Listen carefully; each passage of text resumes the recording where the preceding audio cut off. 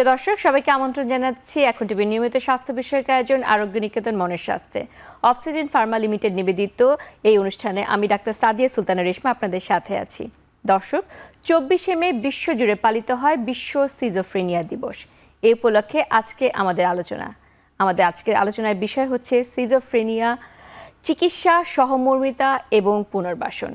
কথা বলতে আমাদের সাথে স্টুডিওতে উপস্থিত আছেন আমাদের দেশের দুজন প্রখ্যাত মনোরোগ বিশেষজ্ঞ। আমাদের সাথে আছেন অধ্যাপক ডাক্তার নীলুফার আক্তার জাহান, যুগ্ম আহ্বায়ক, বাংলাদেশ অ্যাসোসিয়েশন অফ সাইকিয়াট্রিস্ট। আমাদের সাথে আছেন অধ্যাপক ডাক্তার মোহাম্মদ নিজাম উদ্দিন, সদস্য সচিব, বাংলাদেশ অ্যাসোসিয়েশন অফ সাইকিয়াট্রিস্ট। আপনাদের দুজনকে স্বাগত জানাচ্ছি আমাদের এই অনুষ্ঠানে। আজকে আমরা কথা বলতে বসেছি সিজোফ্রেনিয়া নিয়ে। সিজোফ্রেনিয়া এই রোগটি সম্পর্কে হয়তো মানুষ ওভাবে শব্দটি বললে জানে না, কিন্তু যদি আমরা লক্ষণের কথা বলি তাহলে সবাই বুঝে যায় যে রোগটি কি।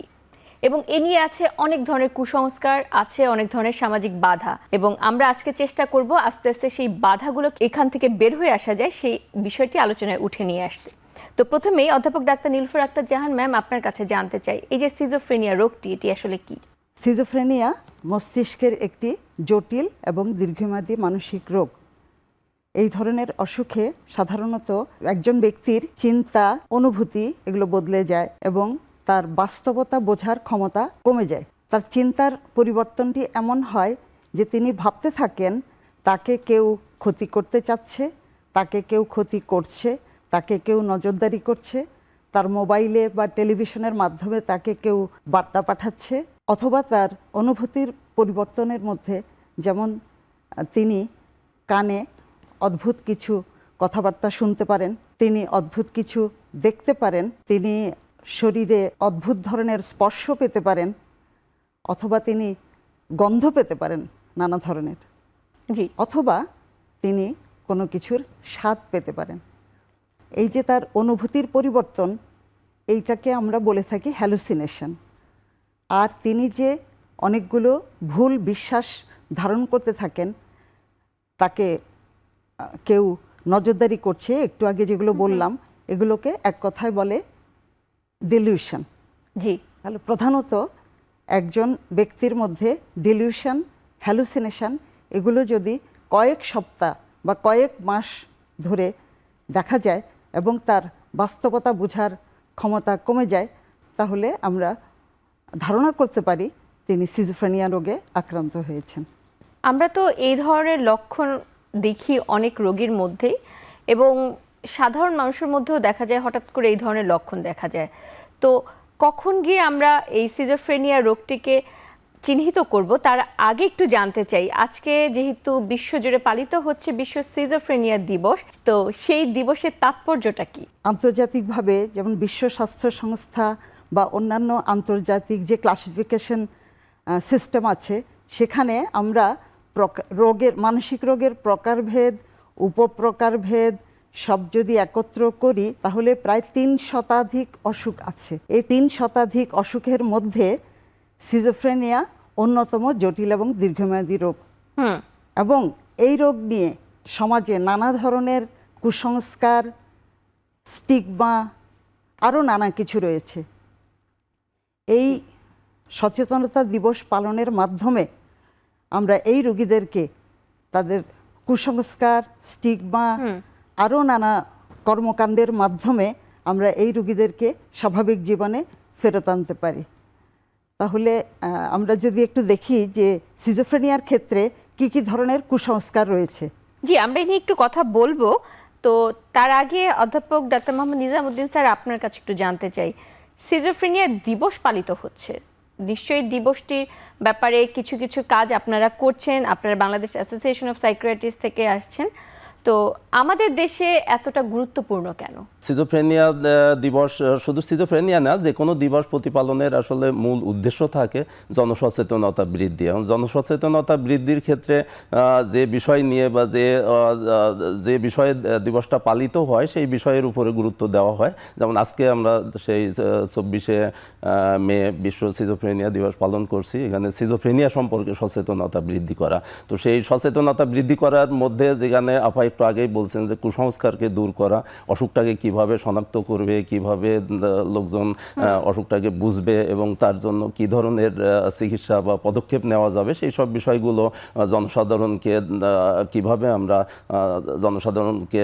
জানাতে পারি, সেই বিষয়টা নিয়েই আসলে দিবসটা প্রতিপালিত হয়। তো আমরা যেহেতু বাংলাদেশ অ্যাসোসিয়েশন অফ সাইকিয়াট্রিস্ট, তো সাইকিয়াট্রি অ্যাসোসিয়েশন মানে আমরা সাইকিয়াট্রির মানে মানসিক রোগের এখানে সেই বিভিন্ন কর্মকাণ্ড নিয়েই আমরা কাজ করে থাকি। সেটা হচ্ছে সচেতনতা বৃদ্ধি বা জনসচেতনতা, লোকজনকে আমরা কিভাবে বিভিন্ন মানসিক অসুখ সম্পর্কে সচেতন করতে পারি। আমাদের যেটা বলছেন যে আমাদের দেশে কেন প্রয়োজনীয়, আসলে আমাদের দেশের এই মানসিক স্বাস্থ্য নিয়ে একটা নেগেটিভ যে অ্যাটিটিউড আছে, মানসিক স্বাস্থ্যকে আমরা একেবারেই মূল্য দিই না বা অবহেলা করি এবং মানসিক স্বাস্থ্যকে আমরা অনেক সময় এটাকে সেই অপরাধ বা ওইভাবে দেখা হয়। আর সিজোফ্রেনিয়া এটাকে তো পুরো আমরা, যদিও ওয়ার্ল্ড হেলথ অর্গানাইজেশন ওইভাবে বলছে যে কোনো মানসিক রোগীকে পাগল বলা যাবে না, কিন্তু আমাদের দেশের সামাজিক প্রেক্ষাপট আসলে এটাকে কিন্তু ওইভাবে আখ্যায়িত করে যে কোনো ধরনের মানসিক অসুখকেই আসলে পাগল হিসাবে বা পাগলের ডাক্তার বা পাগলের সেই অসুখ এভাবে আখ্যায়িত করে। সিজোফ্রেনিয়া তো যেটা আপা বলছেন যে আসলে এটা গুরুতর একটা মানসিক অসুখ, যেখানে সেই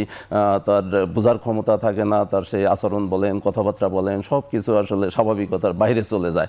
পুরো সেই ওইভাবে যদি আমরা বলি তাহলে তার কোনো রকমের যে সামাজিক যে গ্রহণযোগ্যতা সেই তার মধ্যে থাকে না, তার বাইরে চলে যায়। তো সেসব কারণে এই অসুখটা সম্পর্কে আমাদের যে সামাজিক যে নেগেটিভ যে অ্যাটিটিউড রয়ে গেছে, তো সেইগুলোকে দূর করার জন্য আমরা বিভিন্নভাবে কাজ করি। যেমন আজকের এই অনুষ্ঠান, এটাও সেই সচেতনতা বৃদ্ধির জন্য মানুষজনকে সিজোফ্রেনিয়া অসুখ সম্পর্কে জানানো। আর এর বাইরে আমরা যেটা করি যে বিভিন্ন মেডিকেল কলেজে আমরা সেই সেমিনার করব, সিম্পোজিয়াম করব, আমরা পেপারে ওইভাবে কিছু কিছু লেখালেখিও করি। এর বাইরেও যদি আমরা বিভিন্ন যে ইন্টারডিসিপ্লিনারি ডিসকাশন করি, আমরা সেখানে আমাদের যারা অন্য অন্য যে বিষয়ের বিশেষজ্ঞ বা ডাক্তাররা আছে তাদেরকেও জানানোর জন্য, এবং অনেক সময় পলিসি মেকার বা অন্যদের সঙ্গেও আমরা, যেমন প্রেস ক্লাবেও আমরা অনেক সময় এসব নিয়ে আলোচনা করি। সেসব প্রোগ্রামগুলো আমাদের মধ্যে থাকে, সময় অনুযায়ী এবং সুযোগ অনুযায়ী আমরা এই বিভিন্ন পদক্ষেপগুলো নিয়ে থাকি।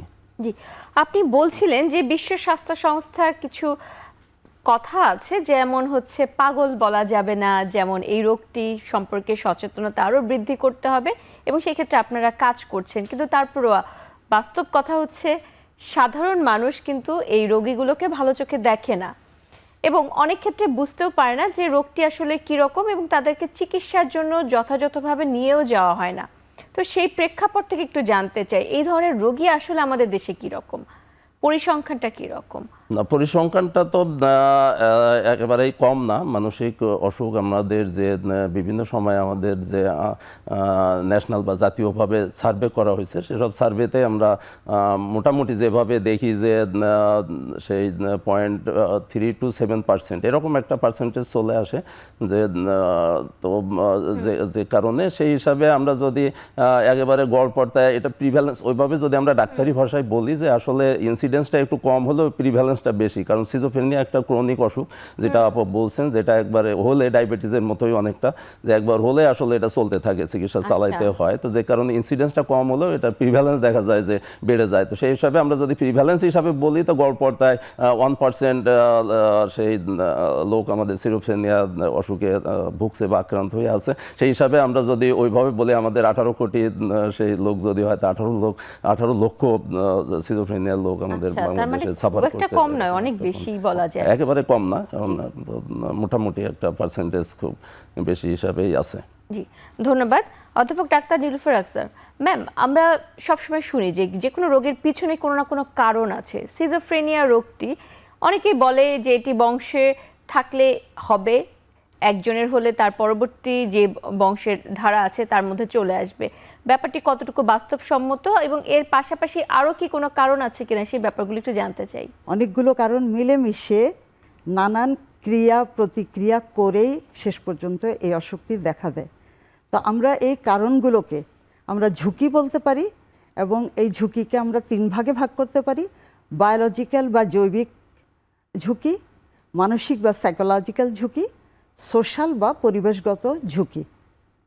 এই 3 ধরনের ঝুঁকিকে আমি যদি জীবনের ধাপ অনুযায়ী ব্যাখ্যা করি তাহলে আমরা বলতে পারি যে একটা ভ্রূণ যখন সৃষ্টি হয় মায়ের গর্ভে, তখন সে তার মা বা বাবার কাছ থেকে উত্তরাধিকার সূত্রে সেই অসুস্থ জিনটা পেয়ে যেতে পারে। এই ক্ষেত্রে বিশেষভাবে উল্লেখযোগ্য বাবার বয়স যদি বেশি হয়। দ্বিতীয়ত, এই বাচ্চাটা যখন মায়ের গর্ভে থাকে তখন মা যদি ট্রমার মধ্যে থাকেন, অপুষ্টিতে ভোগেন, মা যদি নেশাযুক্ত হন, বা মায়ের যদি কোনো ভাইরাসের আক্রমণ হয়, তাহলে সেক্ষেত্রে এটাও ঝুঁকি। আরেকটু এগিয়ে যাই আমরা, জন্মকালীন সময়। জন্মকালীন সময়ে বেশিরভাগ দেখা গেছে যে শীতকালে যদি বাচ্চাদের জন্ম বেশি হয়, সেক্ষেত্রে সিজোফ্রেনিয়ার ঝুঁকিটা একটু বেশি। এবং এই বাচ্চা যদি জন্মের সময়ে অক্সিজেনের ঘাটতি হয় বা সে যদি কম ওজনের বাচ্চা হয়, সেক্ষেত্রেও ঝুঁকি রয়েছে। এর পরবর্তীতে সে যখন বড় হয়ে উঠছে, এই সময়ে যদি সে পরিবারের মধ্যে নির্যাতনের শিকার হয়, সে যদি বাবা মাকে হারিয়ে ফেলে, দারিদ্র্যের মধ্যে বড় হয়, সেটাও ঝুঁকি। আরও কিছুদিন বয়ঃসন্ধিকালে যখন বাচ্চাটা পৌঁছায়, বয়ঃসন্ধিকালে সে যদি মাদকাসক্ত হয়, জি, এটি কিন্তু বিরাট ঝুঁকি। আচ্ছা, এরপরে আমরা আরও পরে গিয়ে তার যদি দারিদ্র্য, বেকারত্ব, একাকী জীবন, এগুলো বা কোনো ট্রমা, বড় কোনো ট্রমা, এগুলো তাকে মানসিকভাবে সিজোফ্রেনিয়া হওয়ার ঝুঁকিতে ফেলে দিতে পারে। এছাড়াও ডোপামিন, গ্লুটামেট এবং সিরোটোনিন এগুলোর যদি ইমব্যালেন্স করে দেয়, জি। অথবা তার ব্রেনের বিভিন্ন কানেকশন যদি অ্যাফেক্টেড হয়, এবং আমরা একটু আগে বলেছি ভাইরাল ইনফেকশন মায়ের অথবা বাচ্চার যদি কোনো ইনফেকশন হয়, সেক্ষেত্রে ব্রেনের কিছু সেল মরে যেতে পারে। এইসব সব কিছু মিলিয়ে একজন ব্যক্তি সিজোফ্রেনিয়ায় আক্রান্ত হতে পারেন। তার মানে অনেক কারণ আছে। আমরা এই নিয়ে আরো কথা শুনবো, এখন একটি বিরতির সময় হয়েছে।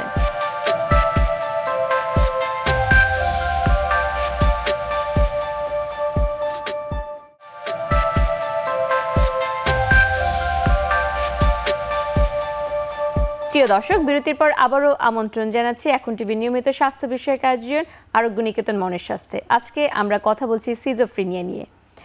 আমরা বিরতির আগে শুনছিলাম যে সিজোফ্রেনিয়া রোগের বিভিন্ন কারণ। অধ্যাপক ডাক্তার মোহাম্মদ নিজামুদ্দিন স্যার, এই যে সিজোফ্রেনিয়া হচ্ছে এবং অনেক ক্ষেত্রে এই কথাটি শোনা যায় যে একটি বয়সের পরেই সিজোফ্রেনিয়া বেশি হয় এবং এটি যারা একটু বয়স্ক তাদের ক্ষেত্রে হয় না। তো আসলে বাস্তব চিত্রটি কি রকম? কাদের সিজোফ্রেনিয়া হওয়ার ঝুঁকি বা কোন বয়সে সিজোফ্রেনিয়া হওয়ার ঝুঁকি বেশি? সিজোফ্রেনিয়া যে কোনো অসুখ হওয়ার তো আসলে মূলত দুইটা বিষয় কাজ করে, একটা হচ্ছে ভালনারেবিলিটি আর একটা হচ্ছে থ্রেশহোল্ড লেভেল। কারণ সব কিছুই যদি ভালনারেবল না থাকে তাহলে তার তো ওই অসুখ আসলে হবে না। শুধু অসুখ বলে না, যে কোনো ব্যাপারে থ্রেশহোল্ড লেভেলটা ক্রস করতে হবে। তো সেই সিজোফ্রেনিয়া হওয়ার, যেহেতু আমাদের সবার মন আছে এবং সেই মনের অসুখ সবার হইতেই পারে, we all are vulnerable to develop any type of mental disorder including schizophrenia. তো সেই কারণে সিজোফ্রেনিয়া আমাদের সবার মধ্যে হওয়ার সম্ভাবনা রয়েই গেছে। কিন্তু এখন আপনার যে প্রশ্নটা, যেটা কোন বয়সে বা কেন, তো এগুলোর সেই আপা যেটা একটু আগেই বলতেছিলেন যে বহুমাত্রিক কারণ আছে। তো কারণের মধ্যেই দেখা যাবে যে মূলত আমাদের যে বিভিন্ন সার্ভে বা সমীক্ষা আছে, সেসব জায়গাতেই দেখা যায় যে একটা বয়সের মধ্যে এই সিজোফ্রেনিয়া অসুখটা বেশি হয় এবং সেই বয়সটা মোটামুটি যে আর্লি অ্যাডাল্ট থেকে মোটামুটি যে অ্যাডাল্টহুড, এর মধ্যেই সীমাবদ্ধ থাকে। কিন্তু এর আগে যে হইতে পারে না তা না, বাচ্চাদের ক্ষেত্রে এটার সম্ভাবনা খুবই কম। যদিও রেকর্ডে পাওয়া যায় এরকম যে 7 বছর পর্যন্ত যে সিজোফ্রেনিয়ায় পাওয়া গেছে, সিজোফ্রেনিয়া আক্রান্ত হয়, এবং বয়স্ক হয়ে গেলে তখনও এই সিজোফ্রেনিয়া আক্রান্ত হওয়ার সম্ভাবনা অনেকটা কমে যায়। কিন্তু একবারে হবে না তা না, সেখানেও হতে পারে। তো সেসব ক্ষেত্রেও দেখা যায় যে হয়। কিন্তু মূলত যে 15 বছর থেকে 30 বা 35 বছর বয়স, এর মধ্যেই দেখা যায় যে এই সিজোফ্রেনিয়ার অসুখগুলো বেশি দেখা যায় বা বেশি আকারে প্রকাশ পায় তখন। জি, তো এই সময়টা তো একজন মানুষ তার পরিবারের সাথেই সাধারণত থাকে। পরিবারের কি কোনো ভূমিকা আছে যে তারা কখন সন্দেহ করবে যে না এর মধ্যে কোনো লক্ষণ প্রকাশিত হচ্ছে বা তাকে চিকিৎসকের কাছে নিয়ে যেতে হবে? বাচ্চারা যখন সেভাবে বড় হতে থাকে, সেই আমরা তো কথা জানি যে মর্নিং শোজ দ্য ডেজ। তো সুতরাং একটা বাচ্চার আচরণ, তার কথাবার্তা, তার সেই চালচলন সব থেকে আসলে কিছুটা অনুধাবন করা যায়। তো আমরা সেভাবেই বলি যে আমরা যদি গ্রসলি ভাগ করি তা বাচ্চাদেরকে বা সব মানুষেরই আসলে দুটা ভাগে ভাগ করি, যে একটা ইন্ট্রোভার্টেড একটা এক্সট্রোভার্টেড। তো যেসব বাচ্চাগুলো বেশি ইন্ট্রোভার্টেড হয়, যারা বাবা মায়ের কথা খুব বেশি শোনে, আমরা তো সাধারণত এটা এভাবেই বলি যে তারা এই সিজোফ্রেনিয়ায় যারা আক্রান্ত হয় তারা আগে আসলে বাবা মায়ের খুব প্রিয় সন্তান থাকে, তারা খুব ভদ্র থাকে, বাবা মায়ের কথা শুনে পড়াশোনা করে, সব ব্যাপারে তারা, বন্ধু বান্ধব কম থাকে, ঘরের থেকে কম বের হয়, তো এই ব্যাপারে চলতে থাকে। তো এই জন্য আমি যখন বলি তখন বলি যে বেশি ভালো না, আসলে অতিরিক্ত ভালো হয়ে গেলে সেটা দেখা যায় যে পরে এটার সম্ভাবনা অন্যদিকে যেতে পারে। তাহলে বাচ্চাদেরকে যখন ফ্যামিলি দেখছে একজন বাচ্চাকে, যে বাচ্চা কিভাবে সে তার আচরণ বা তার চালচলন সব কিছুকে, কিন্তু এই আচরণে যখন পরিবর্তন আসবে, আপনি যেটা বলতেছিলেন যে সে হুট করে রাগারাগি করছে, হুট করে দেখা গেল যে তার নিজের যত্ন নিচ্ছে না, হুট করে ক্লাসে যাওয়া বন্ধ করে দিল, বা দেখা যাচ্ছে যে অন্যরকম রিয়াকশন দেখাচ্ছে যে সেই, তো সব মিলাইয়া যদি তার আচরণগত পরিবর্তন হয় তো একটা বিষয় তার মধ্যে, আর যেগুলো আমরা আপা বলতেছিলেন যে সেই ডিলুশন বা হ্যালোসিনেশন, এসবগুলো আসলে সাধারণ মানুষের বোঝার জন্য একটু কষ্টকর, কিন্তু তারপরও মানুষ যদি খুব ক্লোজলি অবজার্ভ করে তাহলে দেখবে যে সে একা একা বিড়বিড় করে কথা বলছে, একা একা মিস করে হাসছে, একা একা কিছু একটা করছে, যে কোনো কথার হয়তো জবাব দিচ্ছে। তো এই সব মিলাইয়া আমি যদি এক কথায় বলি যে তার যে আচরণ ছিল সেই আচরণ থেকে সে যখন ডেভিয়েটেড হচ্ছে, কোনো না কোনোভাবে যখন দেখছে যে তার মধ্যে আচরণগত অস্বাভাবিকতা দেখা দিচ্ছে, তখন ধারণা করতে হবে যে তার মধ্যে কোনো না কোনো সমস্যা হয়তো দেখা দিচ্ছে। তো সাধারণ মানুষ তো এটাকে আসলে ওইভাবে সিজোফ্রেনিয়া হিসাবে শনাক্ত করা একটু জটিল ব্যাপার। আমার মনে হয় যে মোবাইল নিয়ে বসে থাকে, এবং যারা আপনি একটু আগে যেটা ভাবে বললেন যে ইন্ট্রোভার্টেড, তো তাদের ক্ষেত্রে বুঝতে একটু তো কষ্ট হতেই পারে।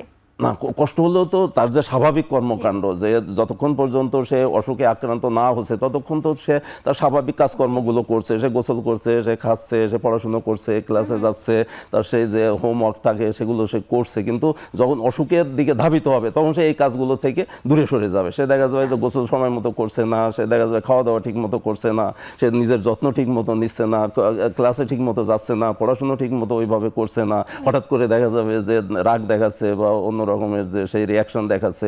সব মিলাই ওই যেটা বলতেছিলাম যে আগে তার স্বাভাবিকতার থেকে যখন অস্বাভাবিক কোনো কিছু তার মধ্যে পরিলক্ষিত হবে তখনই মনে করতে হবে যে তার মধ্যে কোনো না কোনো একটা সমস্যা দেখা দিচ্ছে। তো সেটা সিজোফ্রেনিয়া হতে পারে, অন্য কিছু হতে পারে। আমার সাজেশন থাকবে যে এরকম আচরণগত কোনো সমস্যা দেখা দিলে সাথে সাথে তার নিকটতম কোনো সেই মানসিক রোগ বিশেষজ্ঞ হোক, অথবা সেই মানসিক যে বিভিন্ন যে ডিপার্টমেন্ট আছে, মেডিকেল কলেজ হোক বা অন্য কলেজে, তো সেইভাবে যোগাযোগ করাটা উচিত। যোগাযোগ করার পরে এটা শনাক্ত করার দায়িত্ব আসলে মানসিক রোগ বিশেষজ্ঞদেরই, তারাই তখন এটাকে শনাক্ত করে কি করণীয়, কিভাবে কি করা যাবে, তো সে বিষয়গুলো হয়তো আমরা পরেও চিকিৎসা নিয়ে আলাপ করবো, তখন এই বিষয়গুলো চলে আসবে।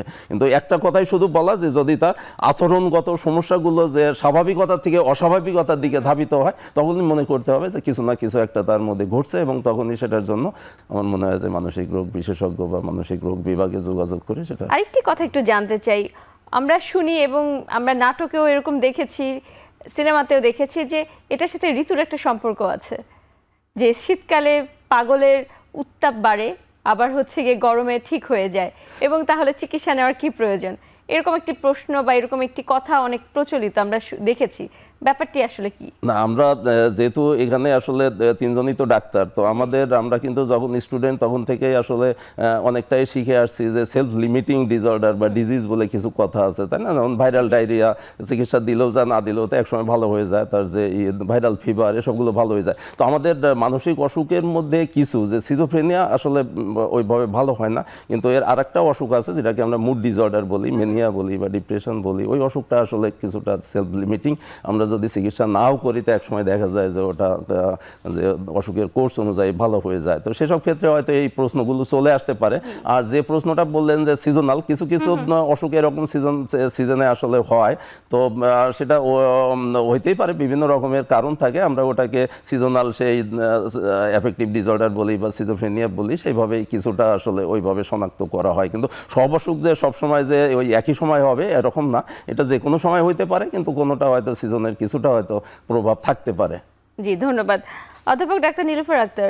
ম্যাম, আমরা শুনছিলাম যে এক্ষেত্রে বয়সের ব্যাপার আছে, এক্ষেত্রে আপনি অনেকগুলো ঝুঁকির কথা প্রথমে বলছিলেন, কিন্তু তারপরেও মানুষজন চিকিৎসা নিতে একটু দ্বিধা বোধ করে, যে মানসিক রোগ বিশেষজ্ঞের কাছে যাবে, সমাজ কি মনে করবে ইত্যাদি, এর পাশাপাশি অনেক ধরনের কুসংস্কার আছে। তো আপনি কি মনে করেন সবচেয়ে মারাত্মক কোনটি, যেটি আমাদের চিকিৎসা নিতে গেলে বাধা দিচ্ছে? বিশেষ করে সিজোফ্রেনিয়ার ক্ষেত্রে কিছু কুসংস্কার রয়েছে। যেমন সিজোফ্রেনিয়াতে যেহেতু পেশেন্ট একা একা কথা বলে, বিড়বিড় করে কথা বলে, তারা মনে করে যে জিনে ধরেছে, তাকে জিনে ভূতে ধরেছে। অথবা রুগী যেহেতু বলে যে তাকে ক্ষতি করছে, তখন সেক্ষেত্রে জাদুটোনার প্রশ্নটা চলে আসে যে জাদুটোনা করেছে বা কেউ ক্ষতি করেছে। এই ধরনের কুসংস্কার যেগুলোকে আমরা বলবো যে অ্যাকচুয়ালি মানে ভ্রান্ত বিশ্বাস। তো এই ভ্রান্ত বিশ্বাস থাকার কারণে তারা যেটা করে, এর ফলে কিছু স্টিগমা তৈরি হয়ে যায় যে এই রুগীকে জনসমক্ষে নেওয়া যাবে না, এই রুগীকে বিয়ে দেওয়া যাবে না, এই রুগীকে পড়ালেখা করানো যাবে না, এরকম বিভিন্ন বৈষম্যের শিকার সে হচ্ছে। এবং এসব কারণে তারা প্রথমে চেষ্টা করে হুজুরের কাছে, পানি পড়া, কবিরাজের কাছে, তাদের কাছে নিয়ে যাওয়া। আরেকটি বিষয় নিয়ে আমি এখন এটা আমি মনে করছি যে একটা সময় উপযোগী বিষয়, কারণ আমরা আমাদের প্রাইভেট চেম্বারে প্রায়শই দেখে থাকি যে সিজোফ্রেনিয়া রোগীদেরকেও একটি ইসলামিক আধ্যাত্মিক চিকিৎসা, যেটা রুকাইয়া, এই রুকাইয়া করাচ্ছে প্রথমে। এই ক্ষেত্রে আমার অভিমত হলো যে ইসলামিক আধ্যাত্মিক চিকিৎসা এটি সহযোগী চিকিৎসা হিসাবে থাকতে পারে, বা হুজুরের পানি পড়া, দোয়া, এগুলো সহযোগী আমরা নিতে পারি। কিন্তু সিজোফ্রেনিয়ার মূল উপসর্গ ডিলিউশন, হ্যালুসিনেশন, এগুলো কখনোই ওষুধ ছাড়া নিয়ন্ত্রণে আনা সম্ভব না। আচ্ছা, তো এই জন্য এই বিষয়ে আমি জোর দেব যে তারা অনেকটা সময় পার করে অ্যাকচুয়ালি আমাদের কাছে নিয়ে আসে, এবং এই অনেক সময় কী কী চিকিৎসা নিয়েছেন আমরা যদি জানতে চাই রুগীর স্বজনদের কাছে, তারা বলে যে আমরা কবিরাজের কাছে গিয়েছিলাম, হুজুরের পানি পড়া খাইয়েছিলাম, তাতে কিছুটা কমেছে কিন্তু পুরাটা ভালো হয় নাই, এই জন্য আসলাম। কিন্তু ততদিনে অনেকটা সময় পার হয়ে গিয়েছে, অসুখ অনেকটাই গাঢ় হয়ে গিয়েছে। জি, ধন্যবাদ। এ নিয়ে আমরা আরও কথা শুনবো, আবার একটি বিরতির সময় হয়েছে।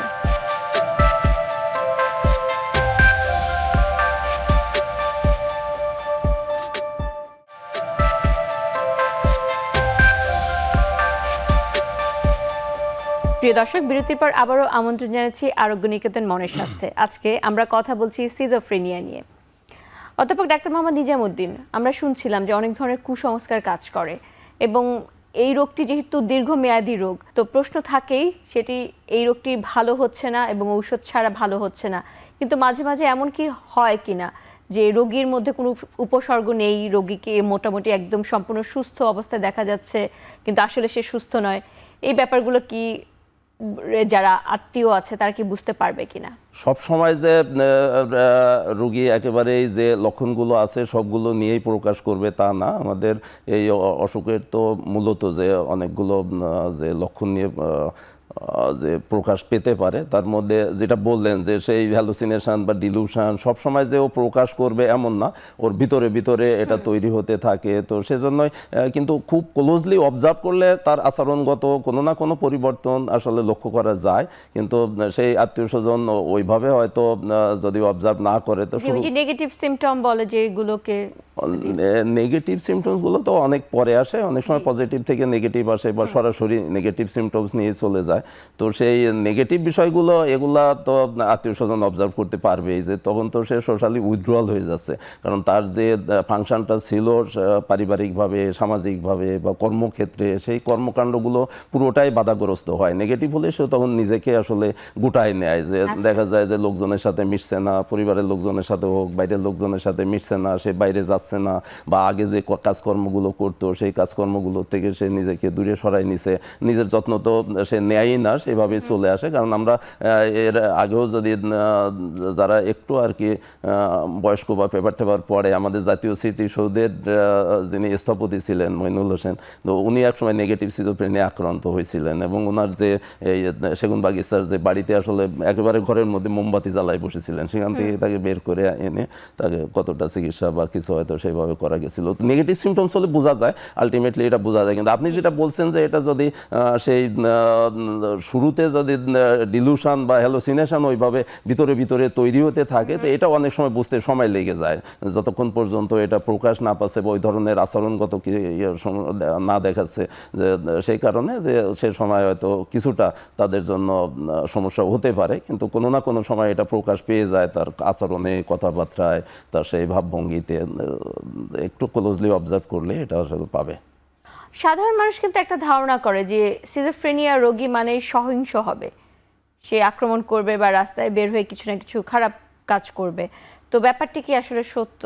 না, এটা একেবারেই সত্যি না। কারণ হচ্ছে যে সিজোফ্রেনিয়া হলেই যে সে সবসময় সবাইকে আক্রমণ করবে তা না, কিন্তু এটা করতে পারে, এটা ঘটনা তো ঘটতেই পারে। কিন্তু সেগুলোর আমার মনে হয় যে ওইভাবে যদি আনুপাতিক হারে বা আমরা যদি সেই সংখ্যা হিসাবে গণনা করি, তো এটা খুবই আসলে কম সংখ্যার মধ্যেই পড়বে। কারণ এই সিজোফ্রেনিয়াতে তো অন্য মানুষ আমাকে ক্ষতি করতে চাচ্ছে, অন্য মানুষ আমার পিছনে লাগছে, শত্রুতা করছে, আমার জায়গা জমি নিয়ে নেবে বা আমার ক্ষতি করবে, আমাকে মেরে ফেলবে। তো অন্যরা যখন আমাকে মারবে তখন তো আমি কেন তাকে ছাড়বো, তাই না? তখন দেখা যায় যে সেই ধরনের প্রতিশোধমূলক চিন্তাভাবনা তার মধ্যে চলে আসে। কিন্তু যখন ফুল প্লেজার সিজোফ্রেনিয়া হয়ে যায়, অনেকগুলো সেই লক্ষণ নিয়ে যখন এটা চলে আসে, তখন এই যে তার এই চিন্তাভাবনাগুলো দেখা যায় যে অনেকটাই আসলে কমে যায়। ওইভাবে অর্গানাইজড হইতে এরকম চিন্তা করতে পারে না। কিন্তু অনেক সময় সিচুয়েশনালি সে কিছু এরকম ঘটনা হয়তো ঘটাইতে পারে। কিন্তু সাধারণত যারা ডিলুশনে ভোগে, শুধুমাত্র ডিলুশনাল ডিসঅর্ডার বলে একটা কথা আছে, সিজোফ্রেনিয়ার মতোই কিন্তু একেবারে ফুল প্লেজার সিজোফ্রেনিয়া না, তখন তাদের কর্মকাণ্ডগুলো একটু অর্গানাইজড হইতে থাকে। তো এসব নিয়ে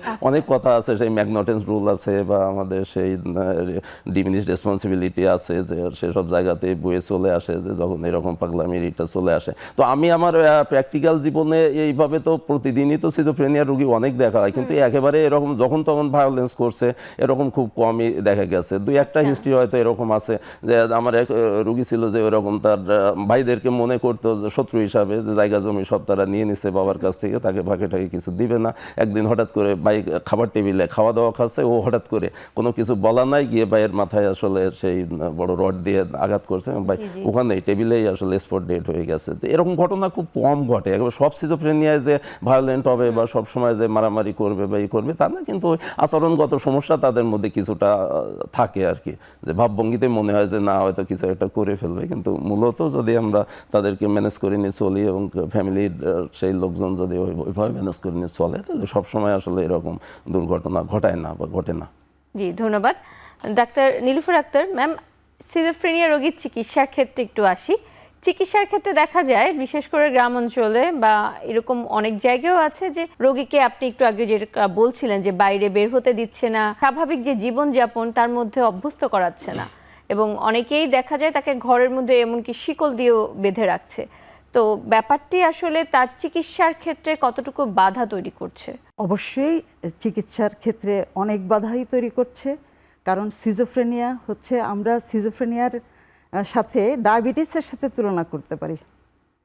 তো কারো যখন ডায়াবেটিস হয়, তার ওষুধ, খাবার, ব্যায়াম যেভাবে চালিয়ে যেতে হয়, এখানে সেই ক্ষেত্রে সিজোফ্রেনিয়ার ক্ষেত্রে এখানে নিয়মিত তার উপসর্গ নিয়ন্ত্রণে রাখার জন্য তাকে ডাক্তারের পরামর্শ নিয়ে ওষুধ চালিয়ে যেতে হবে। এবং ওষুধের পাশাপাশি তার পারিবারিক সাপোর্ট, তারপর তাকে বিভিন্ন তার কর্মপালনে, যেমন সে যদি স্টুডেন্ট হয় তাহলে তার পড়াশোনা যেন চালিয়ে যাওয়া হয়। তারপরে সে যদি ওয়ার্কিং হয় তাহলে তিনি যেন তার কাজকর্ম চালিয়ে যেতে পারেন। তো এইসবের জন্য আমরা তাদেরকে রিহ্যাবিলিটেশনের উপর জোর দিতে পারি। তাহলে এইসব বিষয়গুলো যদি তাকে দীর্ঘদিন বাসায় আটকে রাখা হয়, যে কোনো একটা অসুখ যদি সাথে সাথে চিকিৎসা নেওয়া না হয় বা চিকিৎসা নিতে দেরি হয়, তাহলে এই অসুখটা আস্তে আস্তে তীব্রতা বাড়তে থাকে অসুখের।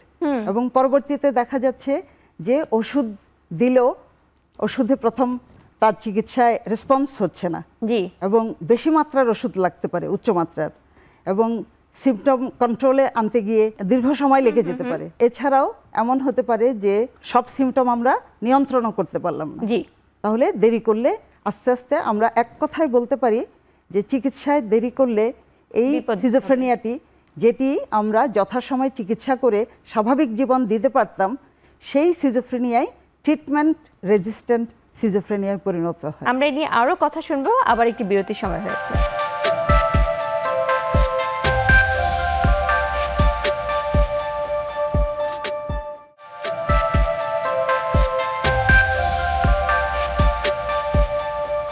প্রিয় দর্শক, বিরতির পর আবারও আমন্ত্রণ জানাচ্ছি আরোগ্য নিকেতন মনের স্বাস্থ্যে। আজকে আমরা বিশ্ব সিজোফ্রেনিয়া দিবস উপলক্ষে আলোচনায় এসেছি, যেখানে আমাদের সাথে আছেন অধ্যাপক ডাক্তার নীলুফার আক্তার জাহান এবং অধ্যাপক ডাক্তার নিজামুদ্দিন।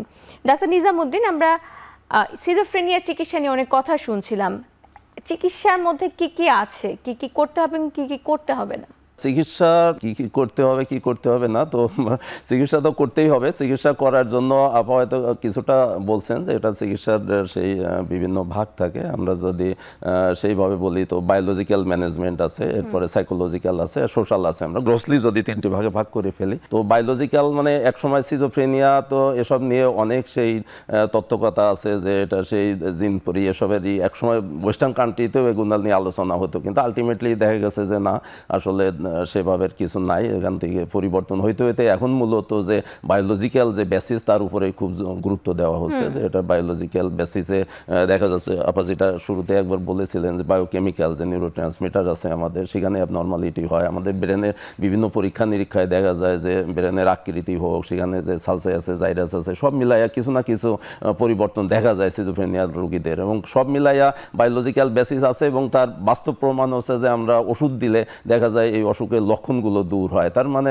কোনো না কোনোভাবেই সেখানে এই যে বায়োলজিক্যাল যে বেসিসটা সেটা চলে আসছে। তো এখন যেটা বলতেছিলেন যে চিকিৎসার, সেই বায়োলজিক্যাল চিকিৎসার মধ্যে চলে আসে আমাদের বিশেষ করে ওষুধ, যে ফার্মাকোথেরাপি বলি আমরা বা ওষুধ বলি। সেই ওষুধের বিভিন্ন ভাগ আছে, ট্র্যাডিশনাল ওষুধ আছে, সেই আমাদের যে সেকেন্ড জেনারেশন ওষুধ আছে, বিভিন্ন রকমের ওষুধ আমরা বিভিন্ন সেটার রোগীর অবস্থা অনুযায়ী আমরা ব্যবহার করতে পারি বা ব্যবহার করে থাকি। তো সেটা ব্যবহার আপনারা যেটা বললেন, বা এটা আসলে একটা করণিক অসুখ, কারণ এটা সিজোফ্রেনিয়া একবার হলে আসলে এটাকে কোনো না কোনোভাবেই তাকে চিকিৎসা চালাই যেতে হয়, কোনো না কোনোভাবেই তার পার্সোনালিটি পরিবর্তন হয়ে যায়, এবং কোনো না কোনোভাবেই সে দেখা যায় আগের লেভেলে আসলে ফিরে যেতে পারে না। তো সেই ক্ষেত্রেই তার পুনর্বাসনের প্রয়োজন চলে আসে, যেটা রিহ্যাবিলিটেশন, এখানে কোনো না কোনোভাবে তার সেই ক্ষমতা অনুযায়ী, তার অবস্থা অনুযায়ী সেটা করা লাগে।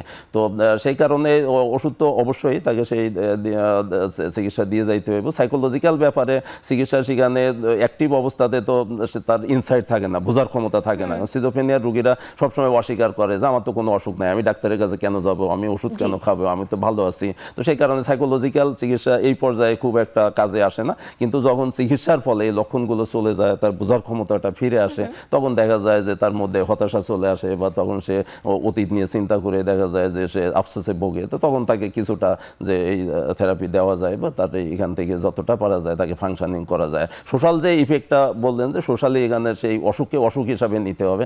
আমাদের সামাজিক প্রেক্ষাপট আসলে মানসিক স্বাস্থ্যকে আমরা একেবারেই গুরুত্ব দিই না। মানসিক স্বাস্থ্যকে যেটা বললাম যে একেবারেই অপরাধ, বা কোনো না কোনোভাবে যেটা হওয়া মানে এক ধরনের অন্যায়, এরকম কিছু একটা মনোভাবই করে, বা মানুষ মনে করে যে সেই পাগলের একটা পর্যায়ে চলে গেছে, কাজে কেউ এটাকে স্বীকার করতে চায় না। ইভেন অনেক শিক্ষিত লোকজনই যে সিজোফ্রেনিয়ার বা মানসিক অসুখ হলে চিকিৎসা করাবে গোপনে গোপনে, বা সেই যাতে লোকজন না জানে, সেই ধরনের একটা পরিস্থিতি চলে আসে। তো এই সোশ্যাল যে অ্যাকসেপ্টেবিলিটি, এটাকে আমাদের বাড়াতে হবে, অসুখকে অসুখ হিসাবেই নিতে হবে। কারণ আমি যদি এভাবেই বলি যে আমাদের অস্তিত্ব শরীর এবং মন নিয়ে, তো শরীরের যেমন অসুখকে আমরা গুরুত্ব দিই, তো মন যেহেতু আছে, মনের অসুখকেও আমাদের গুরুত্ব দিতে হবে। এবং মনই আসলে আমাদের চালিকা শক্তি, এটাকে বিশ্বাস করতে হবে। এটা যদি আমরা সেইভাবে অবহেলা করি বা মনকে দূরে সরিয়ে রাখি এবং মনের অসুখকে তাহলে আমরা গুরুত্ব না দিই, তাহলে এই সমস্যাগুলো দিন দিন বাড়তে থাকবে। তো সেই ক্ষেত্রে আমাদের সবাই আসলে উচিত যে মানসিক অসুখকে মানসিক অসুখ হিসাবেই গ্রহণ করা, এবং সেটার জন্য যা করণীয় সেইভাবে কার্যক্রমগুলো পরিচালনা করা। এবং নিজেরা হয়তো ওইভাবে পারবো না, কিন্তু যারা এই ব্যাপারে এক্সপার্ট বা যারা অভিজ্ঞ আছেন, তারা যেভাবে সাজেশন দিবে, সেই সাজেশন অনুযায়ী আমরা গ্রহণ করে, আমরা যদি সেইভাবেই রোগীর সেই সেবা শুশ্রূষা বা রোগীকে রোগী মনে করে তাকে সেইভাবেই পরিচালনা করি, তাহলে দেখা যাবে যে ভালো কিছু পাওয়া যাবে, বা এই সিজোফ্রেনিয়া রোগীরাই হয়তো যে একটা মানসম্পন্ন জীবনযাপন করতে পারবে। আমরা কথা বলতে বলতে অনুষ্ঠানে একদম শেষ পর্যায়ে চলে এসেছি। বিদায়ের আগে ডাক্তার নীলুফার আক্তার ম্যাম, আপনার কাছে একদম সংক্ষেপে আমাদের দর্শকের উদ্দেশ্যে পরামর্শ দুই এক কথা শুনতে চাই। একজন ব্যক্তির মধ্যে যখন দেখবেন বিগত কয়েক সপ্তাহ ধরে বা কয়েক মাস ধরে সে চুপচাপ হয়ে গেছে, একা একা থাকছে, নিজেকে ঘরের মধ্যে বন্দি করে রাখছে, বিড়বিড় করে কথা বলছে, ইশারা ইঙ্গিতে কথা বলছে। সে আগে যে দায়িত্বগুলো পালন করত, পড়াশোনা করত, চাকরি ঠিকমতো করত, সংসারের দায়িত্ব পালন করত, সেগুলো এখন আর করছে না। সে অনেক অসংলগ্নভাবে কথা বলছে। সে আত্মীয় স্বজন বা বিভিন্ন মানুষকে দায়ী করছে যে তারা তার ক্ষতি করছে, তাকে মেরে ফেলতে চাচ্ছে, তাকে নজরদারি করছে, তার কর্মকাণ্ড ভিডিও রেকর্ডিং হচ্ছে। এই ধরনের ব্যাপারগুলো আপনারা যখন দেখছেন, জি ম্যাম, তবে মোটেই আপনারা চুপ থাকবেন না। এগুলোকে আপনারা ওয়ার্নিং সাইন হিসেবে ধারণা করে আপনারা জি ম্যাম। চিকিৎসকের পরামর্শ নেবেন। অবশ্যই আপনাদের দুজনকে অসংখ্য ধন্যবাদ আপনাদের মূল্যবান সময় থেকে আমাদেরকে সময় দেওয়ার জন্য। প্রিয় দর্শক, আজকে এখানেই বিদায় নিচ্ছি। ভালো থাকুন, সুস্থ থাকুন।